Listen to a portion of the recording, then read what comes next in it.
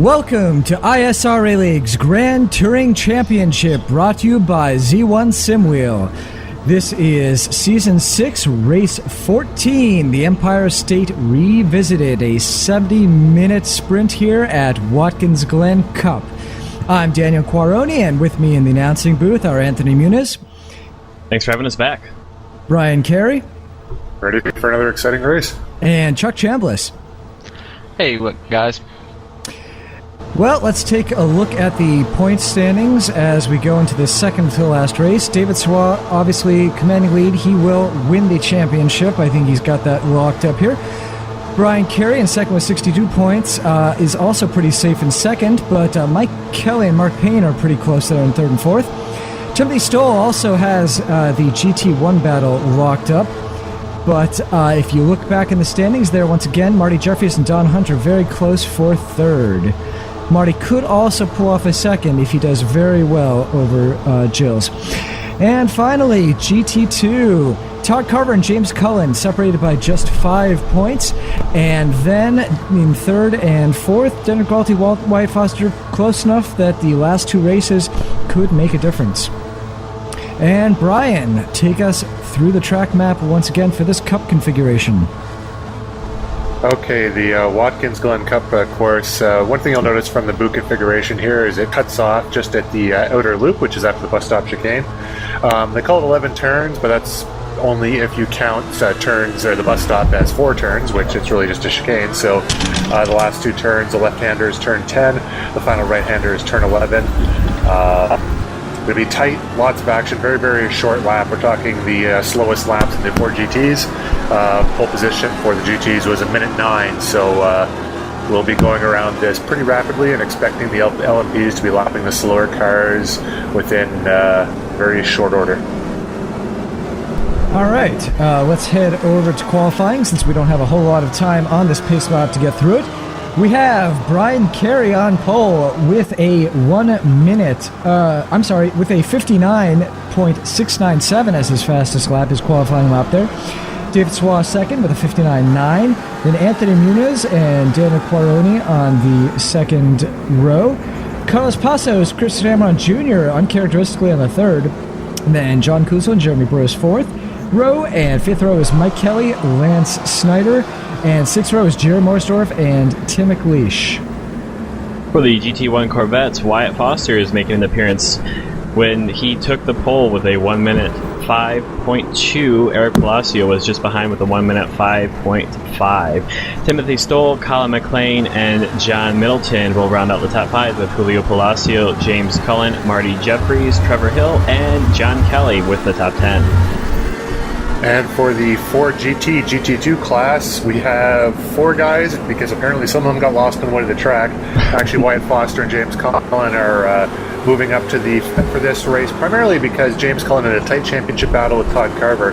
Todd Carver not able to make this race, so James decided to go up in the interest of fairness and not to take points unnecessarily, jumped up to the Corvettes. But the grid, Daniel Galti on pole with a 1:09.672. Kenny Coughlin, in I believe his first race with us this year in the 4 GT, is second. Matthew Voigt and Jeff Smith on row 2.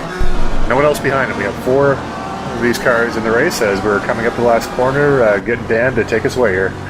All right, well, we are going to have the pace car going into the pits in just a moment, and we'll take the green pace car in the pits now, and whenever Brian Carey decides it's time to go, and we are racing. We've got green flag as we head down to turn 1. We see Carlos Passos and Chris Damron Jr. getting by Quaroni before turn 1. And now on board with Wyatt Foster as he and Eric Palacio head into the S's. Ooh, some contact there. Wyatt trying to hold on. Oh, he's going around. And that was contact with, I think that was John Middleton right there, and that is a huge mess. So blue car in a tumble dry position. Yep, and I'm not sure offhand on who that was, but we've got John Kelly in the middle of the track bouncing around. It looks like Gilles also got wrapped up in that, and honestly, I think that was pretty much half the or 3/4 maybe of the Corvette field. We're obviously under yellow flag now, as we see a very crab-walking Corvette. Yeah, he was not drifting, folks. That was severe suspension damage, so I think that race is over there. I'll try to sort this out for you because there was unfortunately a lot of cars involved in that. I know it shows green up at the top of that screen there, but I know I'm sure you can see it from the side of the truck. We're under yellow, and oh dear. And that Ryan was Huff, Ryan not even Huff. able to, control the I guess car he might have well been enough. damaged in that crash, but that was just trying to catch back up to the pace car, and he went off at the exit of the outer loop there, right into the wall. So that did not help his cause at all. Nope, and there he's crabbing. Yeah, no, a very rough start for everyone. And we should see the yellow pretty soon, but even so, we know based on the track lights that we are under yellow flag. Ryan Huff obviously going to park it now, and no, he's going around for another lap. All right, I'm not sure what's going on there. In the meantime, let's quickly see the shakedown in LMPs. We still have Brian Carey running first, Nathan Muniz, David Serwar, Carlos Passos, Chris Dammer Jr., Daniel Quaroni, John Kuzin, Mike Kelly, Chuck Chambliss, and then Jerry Morsdorf rounding out the top 10. It's a relatively quick lap here, so we have 2 more laps under yellow, and then we'll be, or maybe only 1 more lap after this one under yellow. Well, pits will be open this time round, and so we'll 2 have more 1 laps. lap. And then, Yeah, they picked up the pace car just this lap.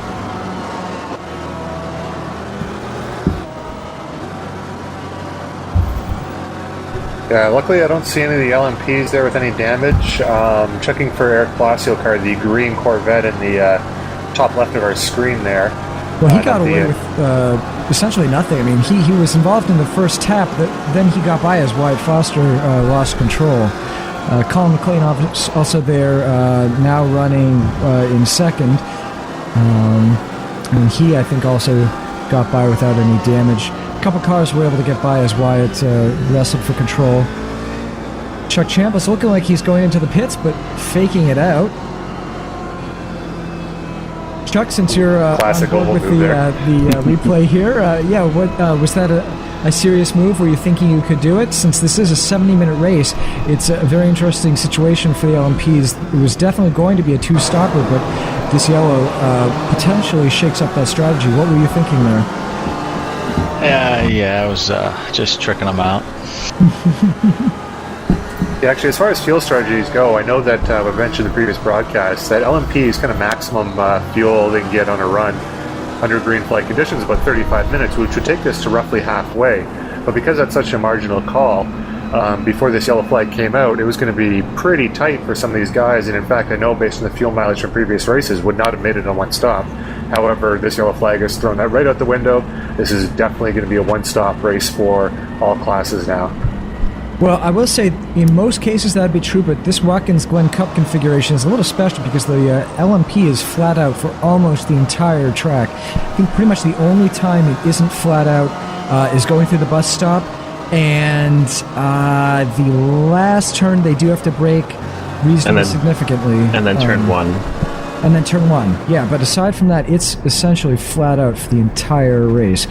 And I think that's going to change the math a little bit. They're going to have higher fuel consumption, and because normally a 70-minute race might be marginally 1 stop, but here it was going to be, if it had gone green the whole time, it was definitely going to be a 2-stopper without a doubt. Well, I know for when I was figuring out my strategy that it was very, very marginal for me to make it on just 1 stop, and I know with this caution coming out, that definitely played into my favor, and depending on how conservative I was, and working through traffic definitely helps increase the fuel consumption or decrease the fuel consumption that you get out of these cars. So for me personally and my driving style, it was going to be very marginal to make it on 1 stop, but I think I might have been able to do it. It was going to be very close. Alright, we should be going green here as the pace car should be pulling in, and hopefully it'll be a little cleaner this time as the cars are a little bit more spread out. Single file restart this time as opposed to the double file from the last race. But as we're going green here, and the Corvette's just blowing by some of the LMPs here. Colin McLean got a great run coming out of the final corner. He's going to take a look at Palacio. He might have it going into the S's. We're gonna go side no. by side. Yeah, Palacio a little bit ahead. Looking like we might get a repeat of. Oh, yeah, this is how it lap ended last one, time, but no, guys. Palacio does end up pulling up ahead. Colin McLean probably learning from lap one and thinking better of it. Although you can see Palacio passing two. No, just one LMP, and I think he'll give it up. Yeah, he gave it up going to the bus stop because that's where the LMP is going to have a great advantage. Yeah, notice normally during the starts of races, when we're double file, the classes, especially the Corvettes, will like to space themselves from the field. As we got Chuck Chambliss under John Kuzlin here, but they like to space them out from the field. It didn't look like that happened on this restart. Because the Corvettes are so much faster in a straight line than the LMPs, you need to give them a chance to get away so you don't get into a situation like that.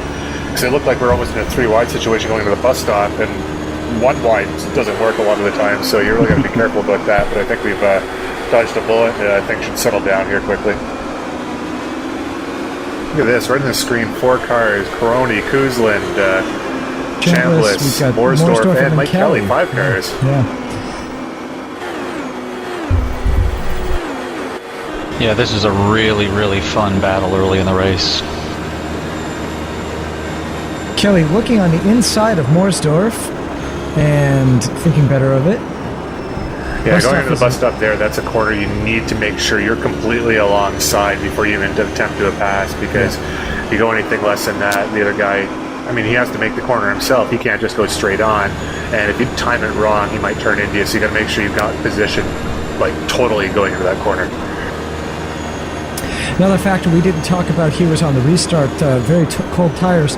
You may not realize it in some of the other classes because they don't have the tire temp readouts, but in the LMPs after the yellow flag, I think I was running about 100 degrees display temp on the tires, where normally I'd be at around 160 for a race temp.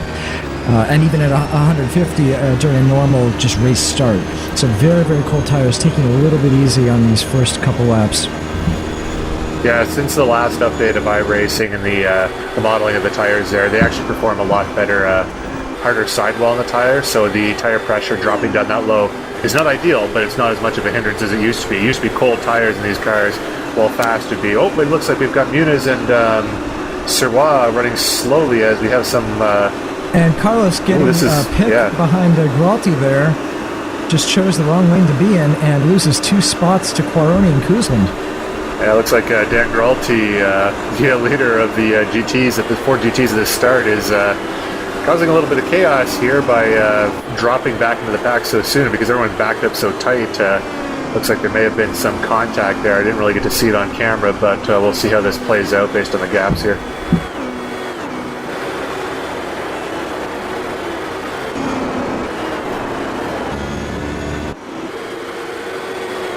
The director doesn't know what to shoot. There's so much going on the track right now as we got David Sirois right underneath Anthony Muniz again, and Chris D'Armond Jr. has got ahead of them, so... Yeah, Chris D'Armond Jr. now leading the race. We've got Sirois and Muniz side by side, heading into the bus stop, and big contact there. Muniz spinning off into the wall. Hard into the wall. That's not good, and Sirois is in the ground. He's able to drive out of that, but knowing how fragile those cars are, he must have taken some damage there. That was a big shunt for Muniz there, dropping out of 3rd place at the time. High-speed accident.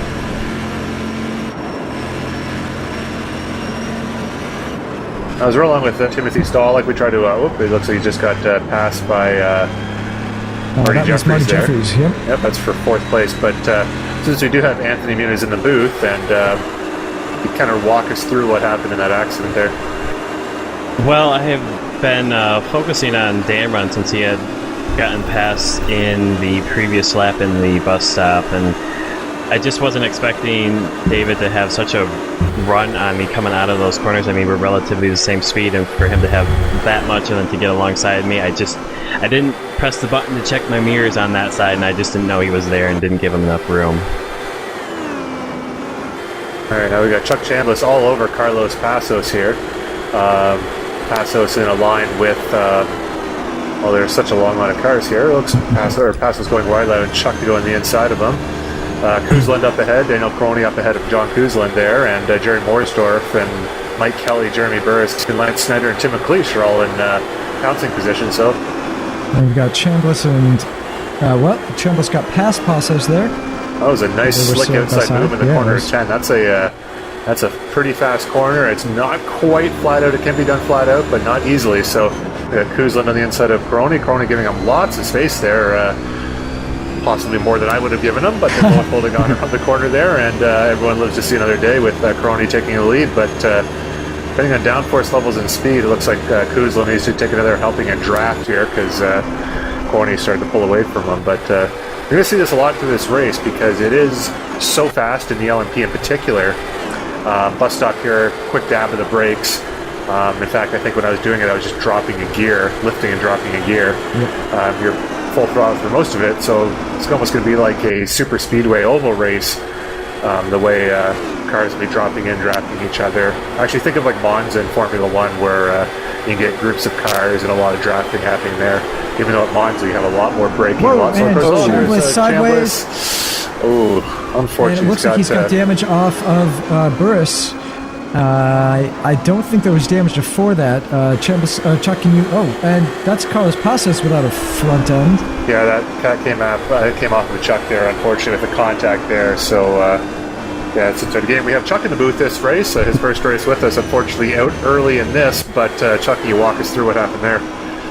Yeah, if you'll, obviously with not a replay there, what happened is I took the corner on the inside. I didn't have an optimum line in the corner, and I was really just easy in the corner, and I just lost the car. I didn't hit a curb, I didn't hit a rumble strip or anything. I just lost the car. And what you really couldn't see in the replay is that I had it saved, but with all those cars stacked up right there, nobody had anywhere to go, and Carlos lost his front end because he hit me. What you didn't see in the race here is that he actually did a wheelie and went up in the air about 5-6 feet off the ground. Yeah, that's kind of the nature of this track, because it is so tight and there's really not any runoff, that when you get groups of cars that are so close, I mean, here we see just a couple of Corvettes so that you wouldn't have an issue like that, but we had, I think, probably close to 6 LMPs grouped up in one group, and so if one guy loses it in the front of the pack, like we saw with Wyatt Foster at the start of the race, you're going to collect a lot of cars, and that's just kind of the nature of this track. Now, when we run the boot configuration here, out of the outer loop, basically, well, you run what's as the boot there, because when you look at the map, it looks like a boot. But what happens in there, it's a lot of slower corners, and in the LMP, at least, there is at least some braking and some short stints where the LMP can really, especially with the slower classes, and even with itself, good acceleration, good runs off corners, and some good braking, which gives some opportunity to run a little farther apart, but also make some passes. Here, because it's so fast, it is really, really hard to separate yourself in any way. Like I was saying before, cars running in a pack, much like a super speedway, something like that happens. You said there's not a lot to go, and Anthony was mentioning there's not a lot of space on either side of the track. So, fortunately, we've lost a few cars in both the Corvettes and the LMPs now. Really, there is nothing to lose much in the Ford GTs. They're pretty spread out right now. So, actually, I think Dan Gralty is about 2 seconds behind Kenny Coughlin right now. Matthew Voigt in a Wyatt Foster-esque 41-second lead at the moment. So, and then Jeff Smith, unfortunately, I believe he's out of the race. He's showing as 6 laps down. So you mentioned earlier how much room I gave to John Kuzlin. I think you're starting to see why. I knew that I was in third at the time, and I didn't want any contact to ruin my race. Yeah, actually, when you come to, I mean, the walls are close, everything else. When it comes down to it, though, this track is actually pretty good and pretty wide, and especially in the LMPs, there's a lot of chance for multiple lines. Fortunately, where Chuck had his incident there, from experience, I know it's really kind of a one-line corner, because even though it's fast and possible, for some reason, I think maybe, I don't know if it's camber change or what it is, but it's really easy to lose the car there. I mean, I've run this track a lot of times in many different classes of cars, and in fact, back about a year and a bit ago when ISRA ran a Formula One series, I remember on the first lap, having never had an issue there before, looping the car backwards into the wall at about 150 miles an hour. Just, it happens there. Corner like this where you see Colin McLean going through, looks like that's Don Norris coming up to him to lap him, but there's multiple lines you can take through that corner. I'm able to run it flat out, both on the inside and the outside, which is handy passing some of the slower class cars. And the bus stop is one line, but turn one where what Daniel was talking about, where he wanted to give lots of room to John, I said he went really wide, but he came off the corner with a lot of speed and was actually able to stay ahead of John, no problem. So There's going to be, now that things are spread out and the racing isn't quite as intense, still pretty intense, you're going to see a lot more side-by-side and hopefully some cleaner racing as we go through with less flying cars. Yeah, Brian, and to expand on that just a little bit more, to really echo what you said, I had no problems at all in practice, qualifying or even races before with that corner at all. Not even an inkling of getting loose or anything. It just came out of nowhere. But the other thing I want to expand on that particular corner is it's a blind corner. You know when you come through there in the HPD, you're on rails. I mean, you come through there flying, and those poor cars, the 3-4 cars behind me that ended up getting into me, I stopped right in the racing line. There was nowhere I could go. There's just nothing you could do. So, there were 3 or 4 other cars that were involved that you didn't see that took damage as well. Yeah, that's what I like to call like a commitment corner, because what Chuck was saying is a lot of these corners here, you do have a chance to, you go in there with a little bit of a margin, or there's different lines, different exits, a little curb on the exit, things you can use to change your line. But as you watch the cars go through there, once you turn the wheel into that corner, you're on a trajectory until you get to the exit curb. There's absolutely nothing you can do. You can't get on the brakes, you can't slow down, you can't change your steering angle, you can't do anything. You turn, you hold on, you get to the exit of the corner. So you're going to notice that a lot when these guys in the LMPs start lapping slower cars coming up to that corner. That's probably the toughest spot on the track for lapping, because there is such a small margin there for altering, adjusting, avoiding, anything like that. Yeah, I was fortunate in development of my setup to have started out with a somewhat looser setup in the back, and I learned that was the corner where I was losing it. And when it happened, it just whipped around exactly like it did for Chuck. Got a bad feeling about this.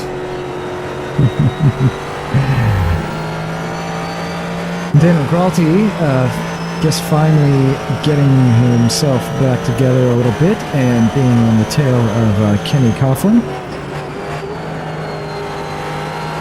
So with only 3 cars in the GT2 class running, this is the battle for a second. And you may have saw on the top of the screen there, that was, well, let Anthony describe what happened there. Yeah, may have just caught that. That was the top of Brian Gary's car as he was limping that into the pits. I know that there was an incident between himself and a Corvette, I believe, going into that last corner. Yeah, and since everyone else has described their incident so far, let me run through mine. Your turn now.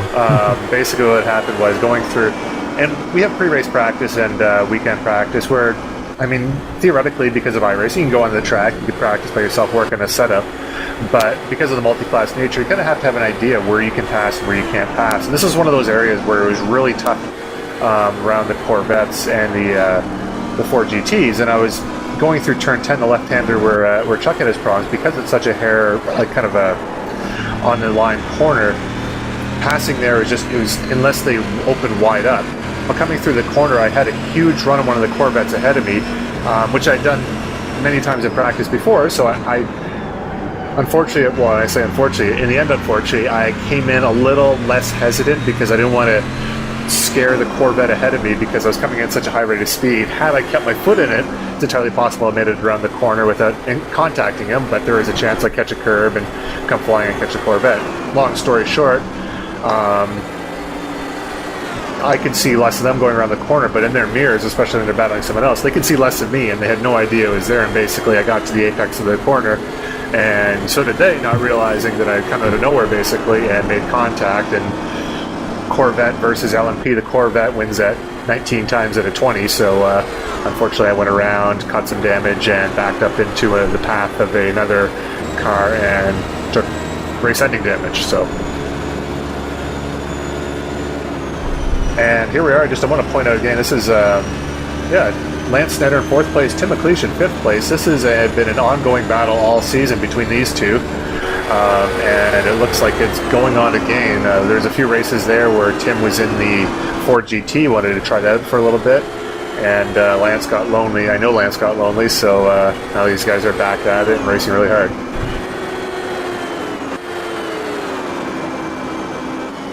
And due to all those times ahead of them, they are running 4th and 5th. Let's see, where did Lance start? 1, 2, 3. He started in 11th.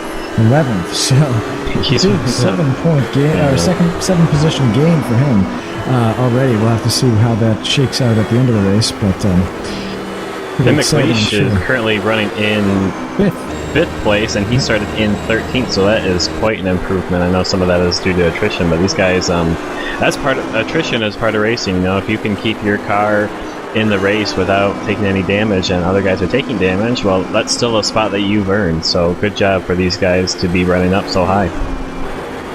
Absolutely. I mean, when I first started racing, this is my second full season of the ISRA GTC League here.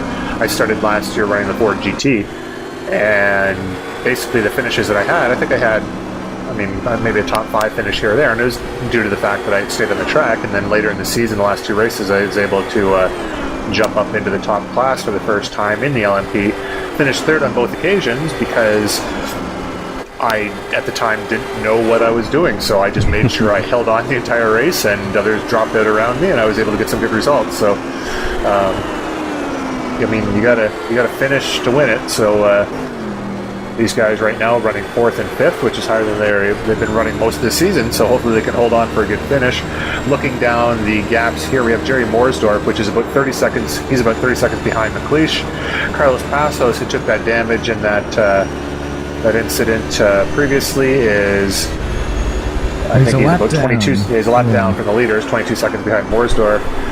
Don Norris is 16 seconds behind Carlos Passos, and then in 9th place is Brian Carey, myself, having retired from the race. So 8 cars in the LMP class running as McLeish and Lance Snyder trying to get past Colin McLean, and Colin in the Castrol car running it pretty wide there through the S's, but those Corvettes really need to use all the track there to they're not quite as nimble through there as these LMPs. Still a little bit more nimble in the 4 GTs, which are absolutely on edge through those S corners, where the LMPs are, they could stop, drive around in circles and keep their foot to the floor. Basically, that's how well stuck they are through there. So now, what's interesting here, Snyder and McLeish avoided damage. I think Morsdorf took damage in that incident with Chuck and had to pit for it. So he's shown right now 52 seconds down from the leader, but he is still on the lead lap. And more importantly, he's made a pit stop and certainly taken fuel. So we'll have to see. We were talking about fuel strategy before. He's sort of been forced into a two-pit strategy. We'll have to see how that plays out towards the end of the race. Yeah, that may be the key too, because the LMPs they don't fuel up very quickly. So even though it looks like everyone will probably have to take one stop, and Morsdorf is in the same position as everyone else, I guess, as far as laps, amount of pit stops left. What will happen is, just say for argument's sake that most LMPs that are still running will have to take on a full 60 kilogram tank of fuel. And 60 kilograms, say that takes, I think that probably takes about 30 seconds, 35 seconds of fueling. Yeah, so if you are half that, if you only have to take on 30 kilograms, you're saving yourself, 15, 20 seconds just by the lack of fuel alone. And with these cars here, unlike real endurance racing, they actually change the tires and the fuel at the same time. In real endurance racing, the fuel goes in, no one else can touch the car until the fuel comes out, then you can start changing tires and doing that, which might play into it too, because there's a certain amount of fuel that you can take in. Where it's less than that amount of fuel, you don't need to take tires, because the tires would take longer than the fuel. But if the tires take less time than the fuel, you might as well put new rubber on the car and head out from there. So it's a few laps away, a few minutes away, probably about 25 minutes away for Jerry there, but we'll watch that towards the end of the race to see how that plays out for him. He's sitting in 6th place right now, 27 seconds behind this battle here for 4th place. I think Grand Am and the 6 hours of the Glen may take issue with that because they do fuel and tires at the same time. But aside from that, yes, LMS and the Mon Series World Endurance Challenge or Championship this year. No, it is Challenge, I think.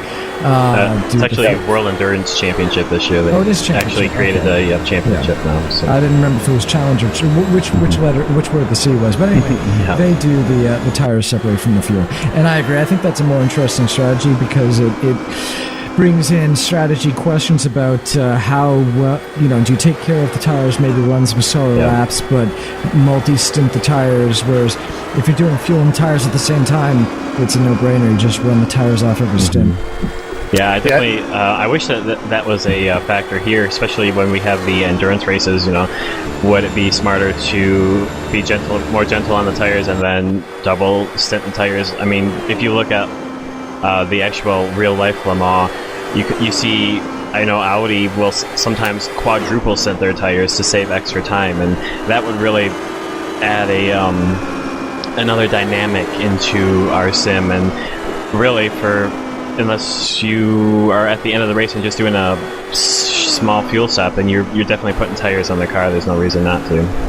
Yeah, from my testing through this car here, basically, and I think it's pretty close to the way real life is. That's Timothy Stoll, and that's a ball. That's hard into the wall. Oh, and that's unfortunate for Tim, because this is hailing from Buffalo, New York. This is basically his home race. Watkins Glen, probably about a 2.5 hour drive from Buffalo. Probably about an hour and a half normally if Tim's driving, but yeah, that's we'll see if he can get that repaired and come back onto the track there. But since Timothy Stoll has already got the championship locked up, I mean, it's not going to concern him too greatly. I'm sure he's cursing a little bit in his virtual helmet there, but actually, I'm going to throw it out there that Tim actually wears a helmet while iRacing for incidents such as that. But I don't know, he can confirm or deny, I don't know. Now watch the LMPs here, just driving straight around the outside of Matthew Voigt there in the Ford GT. The way this track works out, that's actually a very good place to lap one of those slower cars, because we've touched on it throughout the year, but how this endurance series was, or the GTC series here was done out. The LMP, which is by far the fastest car, is by far the slowest car in the straightaways. So a lot of the times, especially with long straightaways, it's extremely hard to lap cars. However, if you're able to get close enough through a previous corner and then dive around the outside of them, such as the outer loop there, then, I mean, that is, the Ford GT doesn't need to slow down, you really don't need to slow down, and everyone's happy. Whereas going through the S's here, Daniel Gralti moving to the outside, really not ideal for him, because the corners are so cambered on the inside. The Ford GT needs all the help it can get going through there, and probably lost a lot of time there, but also lost possibly a little body fluid as he went through there trying to keep the car off the wall. So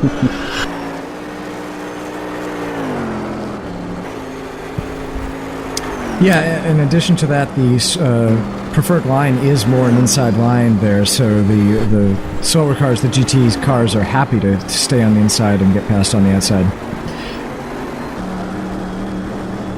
yeah, I mean, keep in mind that for every track, basically you can see right there is one line pretty much hugging the inside. Yeah, I mean, he looked like he was getting the tail out a little bit there, which is kind of nice to see. But yeah, I mean, for any racetrack, there is like one optimal line that all cars would like to run. But given the opportunity of, say, an LMP following a car through the S's, where they're probably about 1.5 to 2 seconds alone through the S's faster, or taking half a second off and going around the outside of them, you always go for the less time. Obviously, it's just through the S's in particular there, as opposed to the outer loop. It's a tighter squeeze, and the other cars that you're passing don't have the same margin that the LMPs do. Now Tim is taking a pretty conservative line there, pretty much staying off the second and fourth curbs on through the bus stop. Going through there, ideally, you want to hit it just right, and you should be on all four curbs. The problem is those second and fourth curbs, if you hit them a little too hard, then you could upset the car and possibly throw it into a spin or throw it way offline, which would, what you saw with Timothy Stoll there, was into a bunch of tires. So Tim falling behind Lance, not losing any ground to him. Obviously, he'll want to make a pass at some point during this race, but saw no need to push the issue through the bus stop for little or no gain. So if we get to stay on him for a little bit longer, I think nope, we won't. We will switch to the outside camera because the director knows what I want to see on board.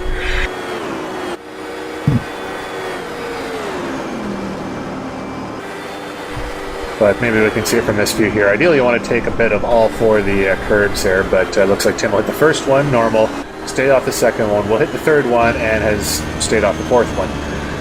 Actually, come to think of it, the fourth one, the last one, you really don't need to be on because your ideal line would take you just to the left of that, and Tim was just there as well. So He's not gaining really a lot on Lance, but he's not losing anything either, so look for this battle to continue for quite a while, maybe hoping to catch Lance in mistake going through some slower traffic, but looks on the screen here, I don't see any in the next lap or so, oh, no, there's one right there. It looks like John Middleton in the 76.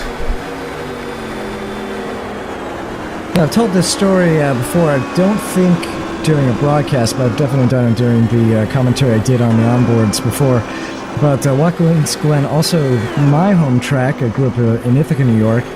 But the funny thing was, and poor Greer's oval racers, I had only seen oval racing on TV. I thought I kind of hated racing. Didn't know this kind of racing existed. I didn't know, Watkins Glen was a road track. So never went there until just a couple of years ago. And I feel now like I've really missed out on a lot of great racing that I could have been watching. Yeah, I didn't actually myself. I'm from London, Ontario, which is driving time to here, probably about 4.5, 5 hours. I didn't realize how close it was for me, so I'd missed out on some endurance IndyCar racing in particular in the last little while, which I didn't realize was so close. This year, luckily, I'm close enough, 2 hours away from both Detroit and Toronto, so potentially seeing those races relatively closely, but never actually been to this track. I just drove past it the once going down through New York, through New Jersey, so I'll have to add that to the list of real-life tracks that I visit, along with Lime Rock, which is in Connecticut, which I believe is a little closer to where Daniel is right now, and yeah, that's it's under 3 hours, so I visit Lime Rock, and may plan a trip to watch one of the Grand Am races, probably the 6 hour, because the other one I think is alongside a NASCAR event. It's probably completely packed, but we'll see how that goes. And Dan, I'll take it you've never seen a figure eight race, so I've seen video of them. Those are kind of crazy, but I've never seen one in person.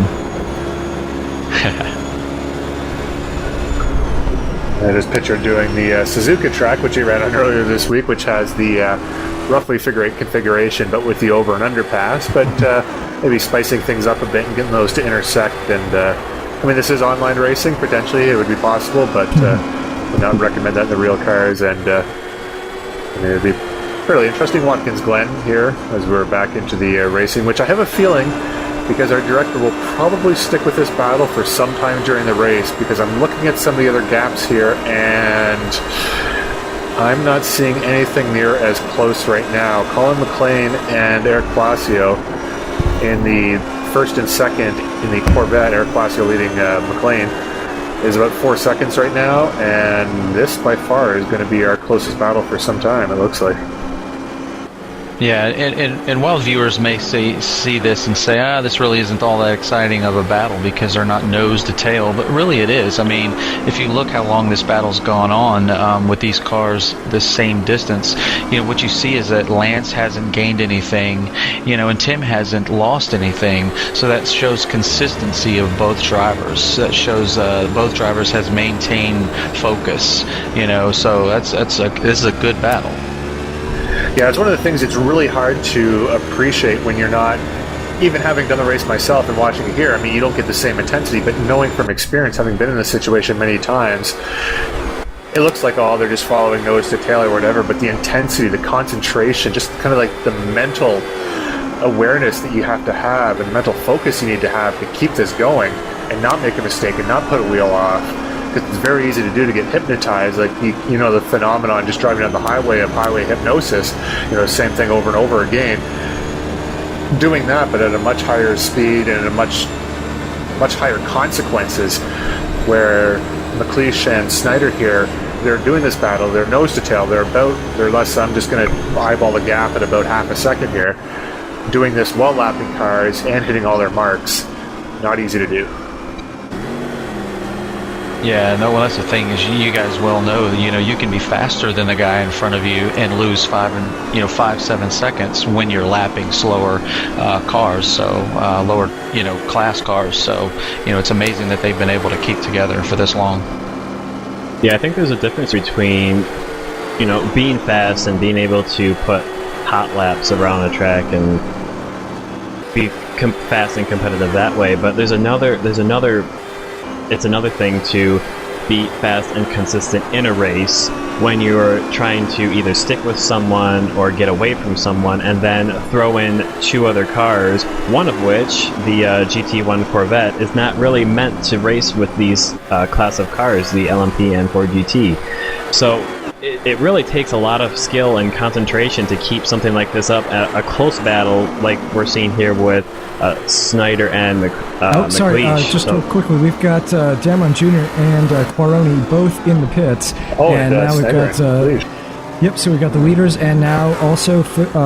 Lance is still 4th and 5th. So John Kuzlin stayed out, and we've got... There we see... Damron Jr. pulling out, and Quaron is still waiting on his service.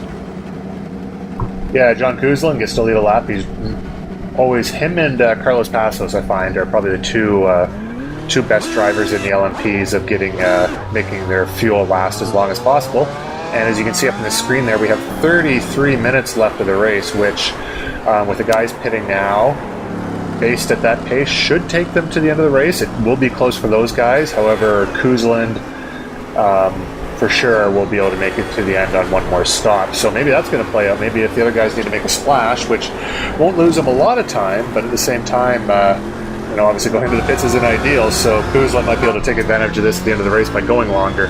Yeah, it also looked like Kuzlin was able to stay out another lap. So he's got 2 laps over the old leader, Chris Damron Jr. and Daniel Quaroni, along with Lance Snyder and Tim McLeish, so he's going to have even more security that he'll be able to make it to the end. Yeah, he did. I saw him go by the entrance to pit road there. Should be interesting.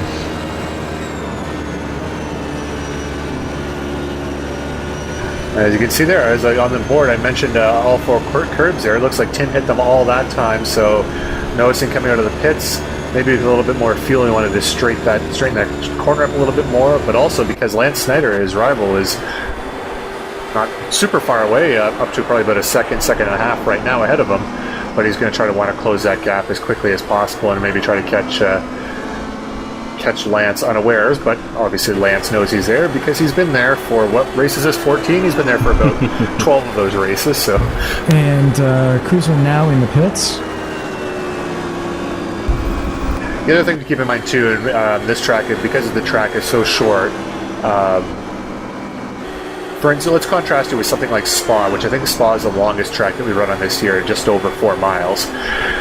The difference is you're doing a lap here in about a minute. Spa, you're doing a lap in about 2 minutes, which means if you miss your fuel by a lap and you have to ease off a little bit here, the lap isn't that long, and even if you cough a little bit, partway through the lap, towards the last 3 corners, you should be able to make it in the pits all right. If you miss your Spa window by a lap, odds are you're out of the back of the track and no way to get back to the pits. So the margins here are a little bit narrower, easier to make your pit stop, to get it right down to the last gallon. Less than last gallon, last drop, I guess. As you see Kuzlin coming to the pits, and he's coming to the pits in 5th place. Well, here's we get the pitting effect. So Morsdorf and Passos having already pitted earlier, although it is I don't know if that was my here or not, but I just heard a motorcycle go by. It is still a little bit surprising that Kuzin comes out in 5th. He's a close 5th behind Carlos Passos. But I would have figured that he'd come out 3rd because he was running ahead of them prior to the incident with Chuck Chambliss. Well, keep in mind that Jerry Morsdorf and Carlos Passos have not pitted yet. Of course. Yep. Well, no, they pitted, but they would have taken less fuel. That goes back to your point that it takes quite a while to put all the fuel in, and on their pit stop, they took less fuel. That's the key. Have they been in the pits? Yeah, well, both of them took damage, so both of them pitted for that damage. Oh, yes. No, of course. Yeah, they pitted. That was weird. That was Eric Palacio, the GT1 race leader, and we seem to be having some... No, that was just some technical data errors. He did not fly off the track. Yeah, and I mentioned it every race, but we are dealing with iRacing. The I stands for Internet. We're all racing over the Internet right now, and it looks like Eric lost his connection briefly for a second, and if the simulation can't find out where your car is, that's what happens. It looked like his car was flipping and rolling and whatnot, but Eric had it all under control. Luckily, the two LMPs got by without any warping incidents and continue about the race. So don't be alarmed. He's not morphing in and out of dimensions. Well, I guess he kind of is, but don't worry about that too much. But he is okay. It looks like he's able to continue and continues leading the Corvettes right now. Yeah, woke up the corner marshals, though.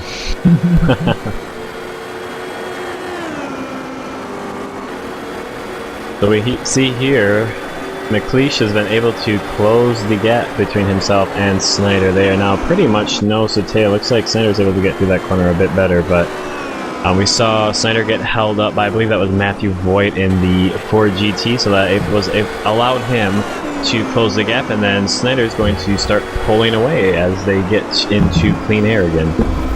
Yeah, one of the main passing areas, class to class anyway, without using the slower traffic, is going into turn 1. And basically how you set that up is try to stay as close to the left-hander, which is turn 10, the right-hander just before the pits entrance, turn 11. But because turn 10 is such a marginal corner by yourself, you can take it flat out. But these cars do lose downforce going through that corner, falling behind someone else. You don't have quite the grip. So if the car ahead of you is able to take it flat out or nearly so, they're going to pull away ever so slightly, have a little bit more momentum. Yes, you are dabbing the brakes a little bit going through turn 11, as you can see the cars going through it right now. But you lose the momentum going through turn 10, so it's really hard to get that back going down this straightaway here, the main straight going into turn 1.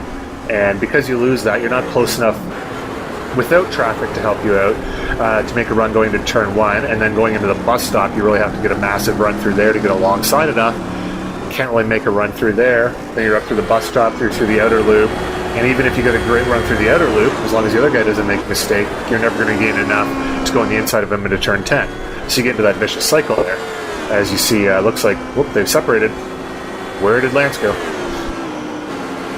Lance Snyder being shown 3 seconds ahead of Tim McLeish. I think we can see him up That's there. what 3 seconds looks like.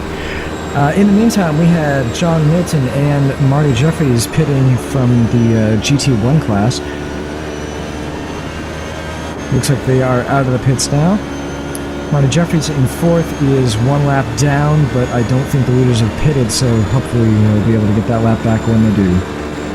Yeah, why don't we just run down the standings, since we've kind of had a somewhat hectic race so far. In the LMP1, Chris Damron Jr. is the overall race leader, followed by Daniel Qualroni, and he's a good 24 seconds back off of first place. Jerry Morsdorf and Carlos Passos are 3rd and 4th, but remember that they are on a off strategy since they had to pit early to repair some damage, so they will be making one more pit stop.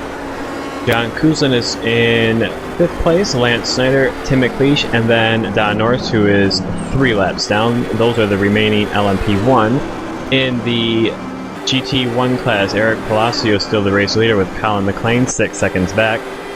John Middleton is in 3rd place, a good 57 seconds back, with Marty Jeffries a lap down, and Mike Taylor will be the top 5. Looks like Stephen Clark is still running in 6th. Timothy Stoll, we saw him have that big shunt in the bus stop. He has retired the car. And then in Ford GT, Daniel Gralty was just in the pits. He's being shown just exiting now. He is currently the race leader with Matthew Voigt also in the pits. And then Kenny Coolin is 30 or 15 seconds behind them. So we'll have to see how those pit strategies play out.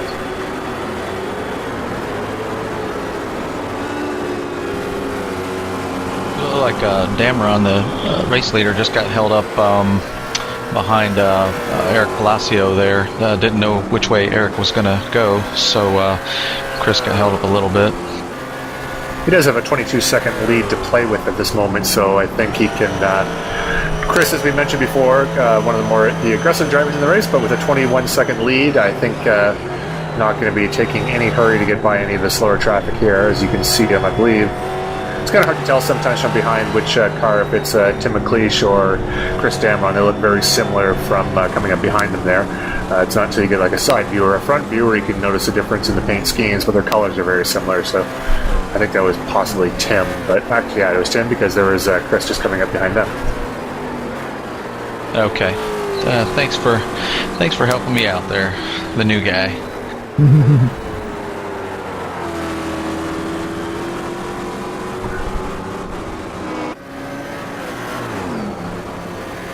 And of course, just noticing now that Kenny Coughlin in the number 24 Ford GT, as we're watching the screen here. He's one of our newcomers to the series. I'm not sure if he's run other series with us before, but he's new to the GTC this season. A couple seconds behind Matthew Voigt, and in strangely similar colored cars as well. Matthew Voigt wearing the Dirt Devil. You can notice he's a kind of a more mustardy shade of yellow with some dirt specks on it, where Kenny's is a little brighter, but also they're also see if I can say also a few more times. They're also one number different from each other, so we'll see here. As you can see, Chris Damron, the leader, flying around the outside, no problems there. And Tim switching to Tim McLeish, who's got that white marking on the front. From behind, all you can see is the red from both cars, but from the front, you can notice, as you see, Tim, white on the front, Chris, still red. And McLeish, unfortunately, on the brakes as he gets back by the 41 car. Let's see, that's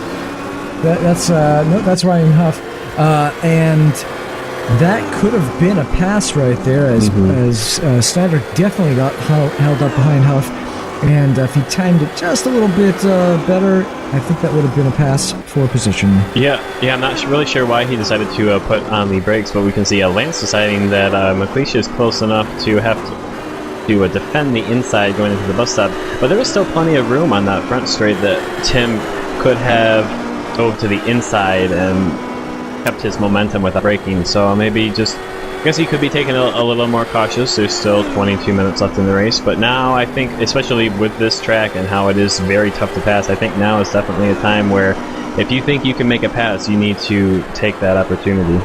And while we were paying attention to that action, we had Carlos Passos and Jerry Morsdorf both in the pits and now out of the pits, and that has left them one lap down from the race leader. Yeah, I can't read Tim McLeish's mind, but let's say I can. Probably what was going through his head there was when you're lapping a car, and knowing this from experiences, we're having pretty much the same situation right now as they're getting slowed up behind. Is that John? Mike Taylor. Mike Taylor, sorry, that's Mike Taylor, 66, not 76. But you know that as Lance, the lead car there, is really focused on trying to lap that car there. He knows Tim's behind him, but the last thing you want to do when someone's focusing like all their attention not to run into a slower car and get by him safely is to throw one up the inside or come up the inside somewhere not expecting it, and they may turn in because that's going to end both your races in a hurry. You want to make your pass clean and decisive. So in those situations, the guy ahead couldn't crash you out even if he wanted to. So Tim probably felt, okay, well, I might put myself beside him, but since he's busily battling this other car and he doesn't see me, he might turn in, and that's both our races shot, and they're battling for fourth and fifth. So knowing there's 21 minutes left now, probably 23 minutes left at the time, feeling he'll probably have another opportunity to get past, and he didn't want to take that chance just yet.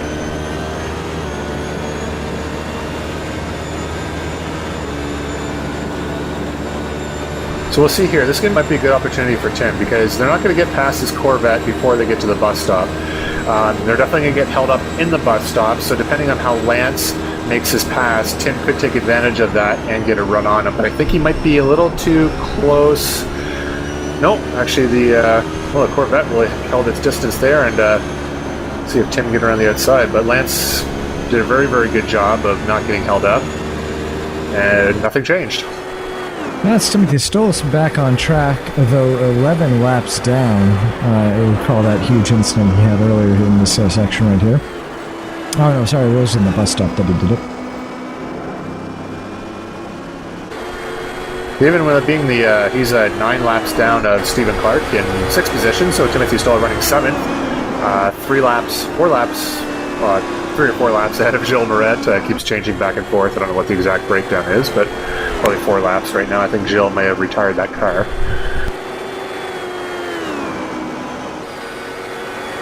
But since I can't see him out there, I'm going to assume he's retired, but he's probably still running. I have been wrong before. And we're sticking here with McLeish Snyder, as it's pretty much the only real battle left on the track as I'm looking over the standings here. Yep. Everyone else, the next closest battle is Matthew Voigt and Ken Coughlin, but they're still talking a 3 or 4 second difference here. It's running under a second.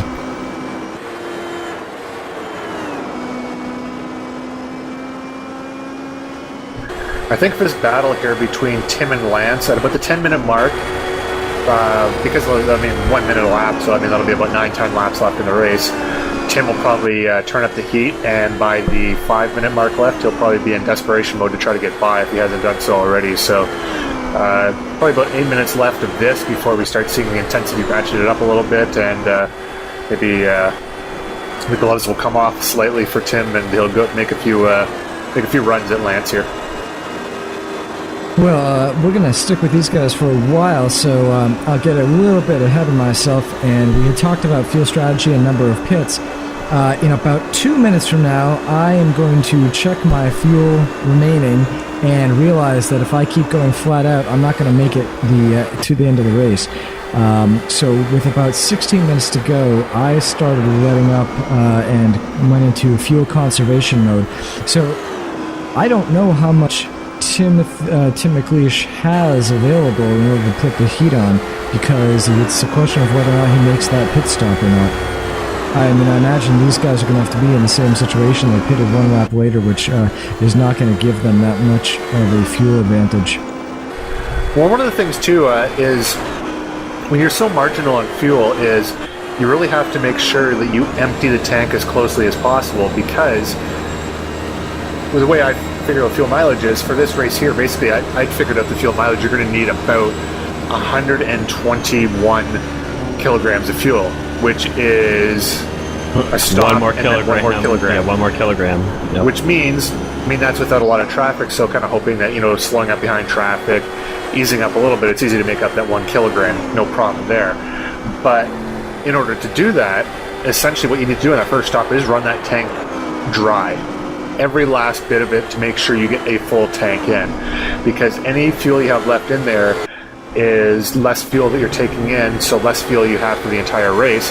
So say you pitted with 2 kilograms left, and you're only taking on 58 kilograms, so you need, let's call it 120. You need 120. You've only got 118 for the race, which means you're going to have to find that 2 kilograms either by slowing up or an extra pit stop. So if these guys went a lap longer, maybe they're just able to go that lap longer and empty their tanks. So we'll see. That's I loved it for the LMPs, these 70-minute races. We saw it at Suzuka, where it looked like Chris Dameron Jr. had the race wrapped up. He had a 20-some-odd second lead going into the last couple laps, but had to make a splash of fuel, and so did David Syrah, which elevated Mark Payne up into the lead position in the last lap. Alright, so right around now is when I'm realizing that I'm in trouble with fuel, and the trick is John Kuzland pitted 2 laps after I did, so we'll have to see if he can make any gains on me while I slow up. So he's going to have 15 minutes to make up the gap of about 18 seconds. And so how much off pace would you say you were then, trying to save fuel and be able to make it to the end? I was running 2 to 3 seconds per lap off pace. So that's going to be, that gap is going to be very close by the time we're getting down to the final minute. So that could turn into a battle for second place in the very, very closing stages of this race.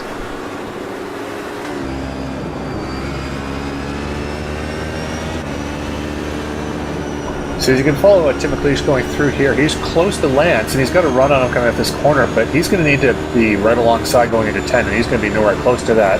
This is basically a flat-out corner. He's going to lose some downforce falling behind. He has to back off a little bit. Lance is pulling away just ever so slightly, not very much. He had to actually cut it off a little bit there. Unless he gets a massive run through this corner, I'm talking massive, and since these guys are pretty close to speed, it's not going to happen, and he is nowhere close enough to make a passing attempt going into turn 1. That's been the pattern for the last 55 minutes. They got 15 minutes left, just under. We're looking at about 13, 14 laps left, so his chances are dwindling right now. He's really got to get on Lance's tail and pressure him into a mistake. Not off the track, but just on line enough going through a corner that he can get a good enough run and get to the next corner first. Because that's all this is really is getting to the apex before the next guy. And because of some of these corners here, the passing corners, like this bus stop, to be a passing corner, you really need to get to that apex first. Otherwise, it's not going to happen, and you'll probably both crash. So, he's not close enough here to means if he's not close enough here, or he's sure he's not going to be close enough going into the last corner, but we have a Corvette up ahead, and that might make the difference for him this lap. Who knows? Just wait and see. We're going to be with these guys for quite a bit, since this is the one and only real battle on the track, because I'm looking at all the gaps here. Everything else is about 10 seconds, it looks like. So, wait, nope. Looks like Kenny Conlon is about 3 seconds behind Matthew Voigt for the GT lead, so the Ford GT lead, so maybe we'll get a look at that in a little while, but this is the big one right here, 4th and 5th place. And I've been noticing between McLeish and Snyder that Snyder will be able to pull away from McLeish pretty much throughout the whole circuit, and then when they get to the bus stop, let's see if it happens here. McLeish seems to catch right up on the back of him, and then the cycle begins again. So McLeish is going to have to find some speed on the track elsewhere in order to make a pass. And as you say that, Lance goes rocketing through the bus stop. Of course, he won't do it now that I pointed out, but I have noticed do remember that over that the last couple laps. So we'll have to see if McLeish can't find some speed elsewhere on the track and pulls the gap besides that one spot.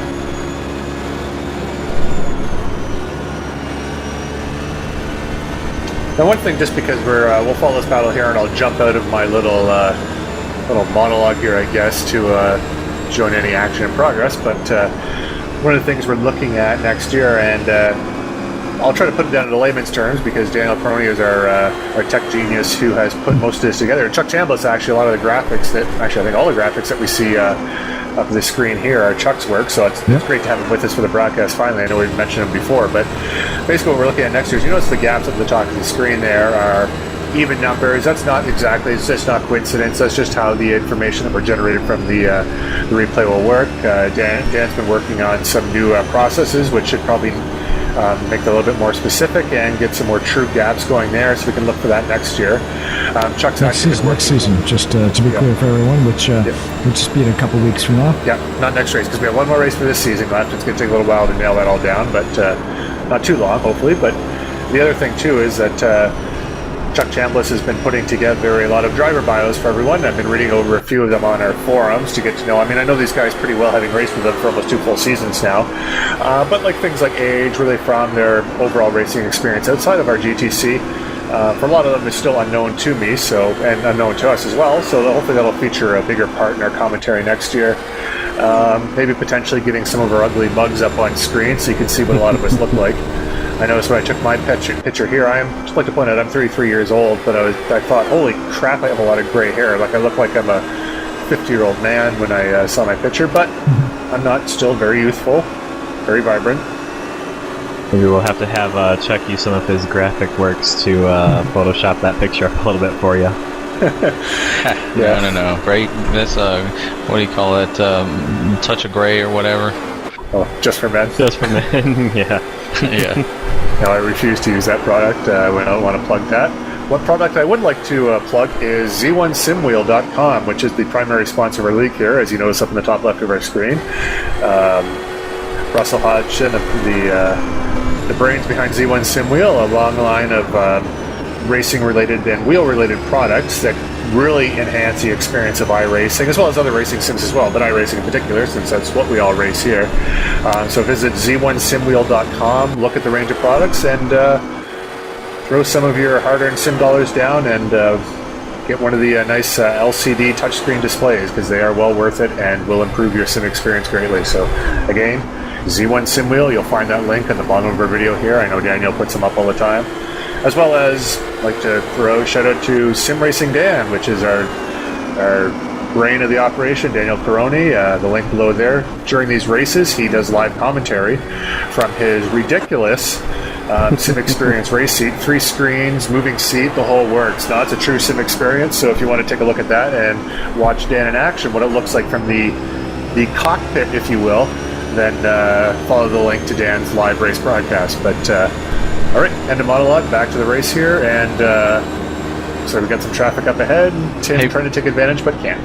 Brian, I got to butt in. That's not fair. I have a motion seat as well, and I'm offended that you haven't said anything about it. It's a fold-up lawn chair, so it's a motion seat. And yes, I also should point out a shout-out to my $12 Sears clearance canvas chair that I have 2 pillows propping me up on a desk with a fan, the side of my computer off, and a 17-inch 4:3 ratio screen, which I raced on probably something similar to this since back in the Grand Prix Legend days of the late 90s. So, yes, we all have high technology. Daniel is not the only one. So, he is, unfortunately, is the only one who videotapes himself in his seat with live commentary of what he sees during the race. So, didn't want to exclude you, Chuck, because I know that's not anyone could just put that together, but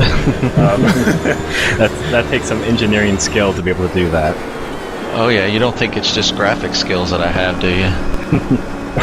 I don't want to underestimate the challenge it is to race these cars while sitting in what I would assume is a lawn chair, because I have enough trouble not falling out of a lawn chair while I'm sitting on the patio drinking beer. So, I mean, that might be another issue altogether, but at the same time, being able to concentrate on a race, which I don't want to say contributed to Chuck's accident earlier in the race, but no, not the beer, the chair, perhaps, not the beer.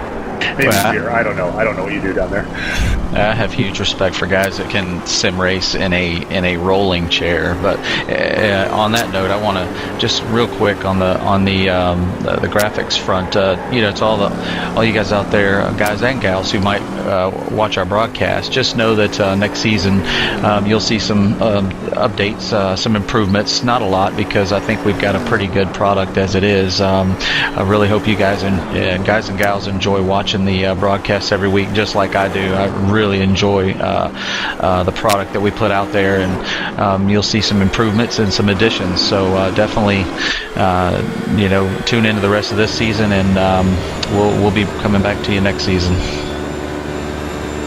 And back on the topic of Z1 Sim, we've mentioned a couple times during the season before, but there is a award for the cleanest driver. That is the driver who races the most races without taking on any incident points. For those of you not familiar with iRacing, an incident point gets accrued if you so much as put a wheel off. Spins and contact with other cars will also get you points. So whoever does it with the most races where they don't get any incident points at all will get a Z1 LCD screen, and that's a courtesy of Z1 SimWheel, special for ISRA, although it's a product that you can purchase on their website at z1simwheel.com. He was a little bit hairy going into the bus stop there with, I think that was Don Norris. Yeah. Yeah, that's one thing. It's hard lapping cars of slower speed sometimes, but sometimes in a situation like that, it's hard lapping cars of similar speed, like Don Norris there, because again, through the bus stop, there's only one line. I mean, Don's got to go through the corner. He's not running all that far off the pace right now, so that's another thing too. They're running fast enough that they're catching him, but wasn't any real easy way to get by in the straightaway leading up to that, unless Don basically drove off the track, which he really shouldn't be doing anyway. So, as we rejoin the battle, let's maybe give Tim another chance to take a run up on Lance and maybe make a pass, but I'm pretty sure he's getting tired of seeing the back of that blue car, so hopefully with about 5 minutes and 40 seconds left, he'll try to do something about that. And since we are winding down to the final 5 minutes of the race, we mentioned earlier Daniel Qualroni was having to save fuel with about 15 minutes left in the race or so, and we thought there may be a battle between himself and John Kuzin for second place, but John Kuzin currently being shown about 45 seconds behind Daniel Qualroni, so obviously there was either some incident there. Well, it's 45 off the leader, it's 22 seconds. 22. Excuse me, yeah, 22 seconds off of Dan's position. So which is still more than when he started his fuel conservation run. So with 5 minutes left, unless something terrible happens to either one of them, then that should probably remain fairly static. Yeah, so you can see also I'm 23 seconds down from Chris Dramond Jr., so all three of us there in fuel conservation mode at this point. I have to believe that Lance Snyder and Tim McLeish here are as well, because there's just no way I think that they'll finish the race any other way. Other interesting developments, Giralti in the Ford GT and the GT2 class has gotten by Kenny Coughlin and now leads him by 15 seconds. No changes really over in GT1. We've got Eric Palacio leading, Colin McLean second, John Middleton third, Marty Jeffries fourth, Mike Taylor fifth, and Mike Taylor's 2 laps down, and the last running Corvette, Stephen Clark in sixth, and the gaps there all fairly significant, 15, 20 seconds between each car. Now, one other thing I'm noticing here, too, is not mentioning him at all, or much during the second half of this race, but Chris Dameron Jr. leading the LMPs, which in of itself, not much of a surprise, but based on his speed, he's normally on the front row with qualifying and either in the lead or second place. He qualified here in the third row, which is totally uncharacteristic, not getting a handle of the car in this track, but due to attrition and other factors, somehow managing to come out with a massive lead in this race. So, as a fellow LMP driver battling with him in the standings, kind of annoyed with myself and with that situation, knowing for once I had him covered for speed, but not staying on the track. So Chris Dameron running a very good race and taking full advantage of the situation presented in front of him, which is good. And likewise, Daniel Caroni, John Kuzlin, Lance Snyder, and Tim McLeish, the top 5 of LMP, really don't get a lot of the credit because it's a very, very competitive LMP field. After the second half of the race, we kind of fall into our places almost on where we are in on the grid, but at the same time, too, overall speed and qualifying still very close and very competitive. So good to see all those guys making good runs out of this one here at the Watkins Glen Cup configuration. Actually, I have to say, this battle right here becomes all the more interesting when you do consider the fuel situation. I feel like all Tim McLeish would have to really do is take a chance and push it for a couple corners, and he'd be able to get past Lance Snyder and then still have enough fuel to finish the race. I wonder how that's affecting Lance's race. Yeah, because that was one thing I hadn't thought about too. Is I thought about it, I hadn't said it yet. But because Tim has been following Lance the entire race, basically driving in his draft, and there's places where he just can't get by. But in the situation you can't get by, what you do is, you don't just keep your foot to the floor, you ease off the gas. You don't stick your nose in a position that's going to cause both you and the other driver grief by getting into the rear quarter there. So what you do is, you go flat out and you just kind of cruise it down the straightaway, and that's the easiest way to save gas, where Lance perhaps is running flat out, Tim maybe not so much. So we're going to come down to it. If Lance needs to pit, it's going to happen on this lap. So if these guys go driving past the pit entrance, it means they're going to make it a run to the end.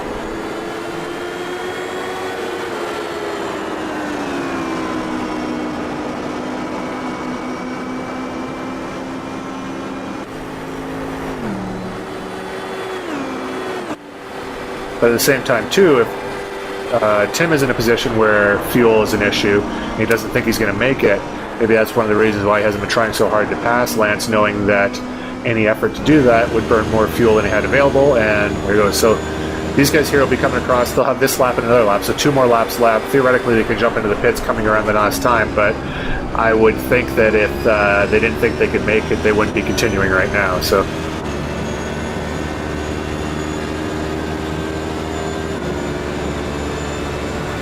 And here we have the white flag flying. We have 48 seconds left to go. Now looks like that's Eric Palacio there. So yeah, that was the leader, Eric Palacio. He had a 16-second lead on Colin McLean, so he's got basically that race wrapped up. And I don't want to point fingers at Eric because he's a very good driver, but really there was no reason for him to try to stay ahead of Lance there. He should have just let him and Lance go by and continue on with his race. That's really gapped Lance to Tim there, and I'm going to say it, unfortunately, unnecessary. So this is not Brian randomly or unnecessarily calling out another driver. I didn't want to point out Eric specifically there, but that's who was involved. And anyways, Lance going into the last lap here. So if Tim's going to make a run, he's going to have to hope that Lance gets held up, because that's the biggest the gap has been since the pit stops. Yeah, there is GT traffic here, so he could get another shot, and this looks like Jules Moret pulling off to the side to allow those guys by. So there is a chance that. So there's Timothy Stoll finishing. We saw also. Dameron taking the win. Yeah, we saw. Junior was in the shot there right ahead of Timothy Stoll, so we've got both of those wrapped up. Jerry Morsdorf there finishing, down in 7th, but he's laps down. Little celebratory wee from Daniel Qualroni. And we have Matthew Voigt there taking the win in the GT2 class. And actually, I think that when we saw Eric Palacio crossing the line, that he probably had one more lap to go there, unless the scoreboard's just not showing him, which could Yep, and Lance Snyder be the case. taking fourth, Tim McLeish taking fifth. There we go. Now Eric has crossed the line. So, where that leaves us in the standings is David Sawat still no trouble leading, although you can see the numbers, I think, changed a little bit because this was then probably one of his drop races. Let's see, John Kuzel and Mike Kelly for 4th and 5th. That's the interesting race there. Second has heated up in GT2, or GT1 rather, with Gilles Moret being just 5 points ahead of Marty Jeffries. And Timothy Stoll still got that locked up, but close battle for second. And then in GT2, 7 points separating Todd Carver and James Cullen. That changed just because the point values of the races that they dropped, it went from 5 to 7 here. So the point values of the races they dropped were different, and James Cullen losing out by 2 points there, but still easily close enough that it's anyone's race and anyone's championship come Road Atlanta, which... good timing there. We see Road Atlanta being the last race here of the season. It's going to be a 2-hour enduro, and we should have that available for you in about a week's time.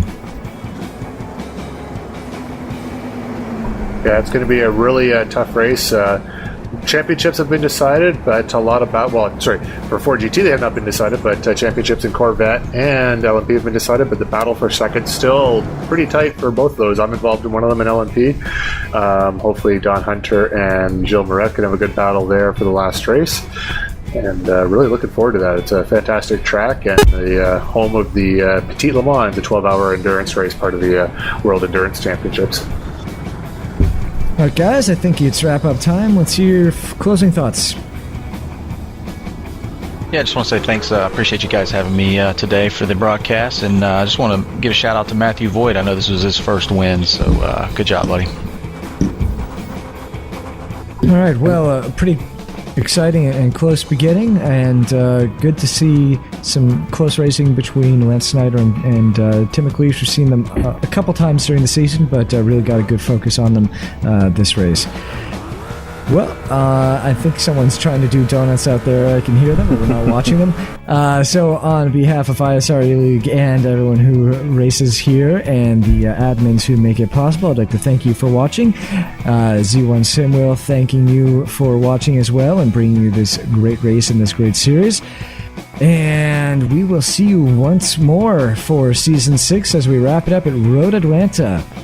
So I'm Daniel Quaroni on the behalf of Brian Carey, Anthony Muniz, and Chuck Chambliss. I'd like to wish you all a good night. So go ahead and say good night, Alice. Thanks for having us. Good night. Good night, Alice.